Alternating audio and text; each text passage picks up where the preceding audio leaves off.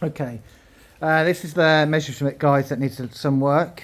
Just going to go through some of the items that need sorting. First things first is this panel. So obviously original steelwork here, and then this new panel, new hinge, and then I've had a plate in here because this was completely rotten. As you can see, I've hacked it here with a bit of rage. Basically, this side here should fit like that side there. Never going to be perfect in that respect because this is a hinged panel here, which actually is screwed to the side. But this part here needs sorting really. So this area here actually bows inwards rather than kind of coming down flush. It's pretty close, but it's not there, is it? This is probably in part due to the brace here. So again, there's a bit of hacking and rage here, but I think this brace was pushed in. So when it's being welded, it's kind of tugged on the inside, and I'm assuming it's pulled it in there. So this is essentially, just so you know, so this is a hinge section, so this whole canopy opens up. And then this panel here actually, there's two bolts that fix it to the front panel, and then there's two bolts that actually hold it to the side panel, and then it's all pre-marked. So there's a chassis bar behind this, so this is then screwed along here, and a few more bolts actually, bolts go through to here.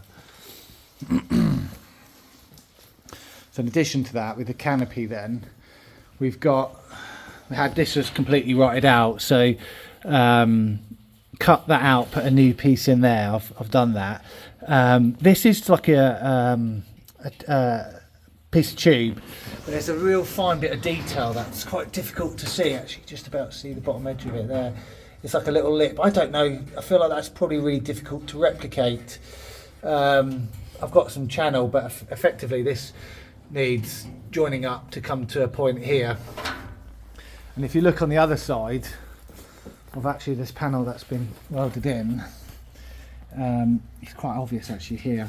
This panel is if I put a flat bar across there, it wants to pull in basically, and it needs probably somehow either probably cutting and welding that or just redoing basically, because it kind of wants to pull in on itself rather than being there. I should say with all the joints here, it's not metal and metal, so there is a rubber strip that fits on all of these, and to some extent I think it kind of covers up the gaps with the original manufacturing. You see actually here on the back it's pulled away, but there's a rubber strip here, and there's actually a rubber strip that goes over here despite it being bolted as well. So you guys did the nose cone, I gave you the chassis. So the chassis had a new floor welded in and new side panels, and they're all good. I'm really happy with those. What I'm not happy with is the back panel. The back panel was made wrong, and I wished I'd stopped when I realised, but I carried on.